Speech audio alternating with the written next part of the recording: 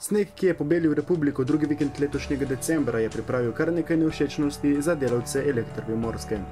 Slednji so na mrzli sobotni večer odpravili večino napak, kljub temu pa je bilo še okoli 600 odjemalcev brez električne energije.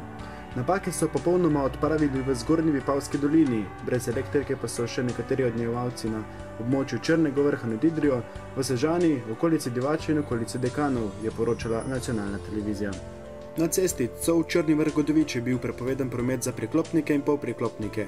Na isti cesti, torej na cesti Ajdovščina-Cov-Črni vrh-Godovič, je bila obvezna uporaba verig. Največ snega je do sobote zvečer zapadlo na Krederici 130, na Vojskem 63, na Voglu pa 60 cm. V Zadlogu smo izmerili okoli 54 cm na prvem merjenju na eni strani ceste, na drugi strani pa je bilo 56 cm. Ob tem lahko spomnimo, da imajo v Zadlogu na domačiji pri Bizorju že več let uradno vremenarsko opazovalnico, ki deluje samodejno. Leta 2009 so tam namerili rekordno nizko temperaturo, postaja pokazala vrednost -32 stopinj Celzija.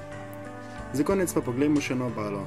Varuha Habitovih novic je posredovala te fotografije iz Izole in Kopra, fotografirala pa je danes.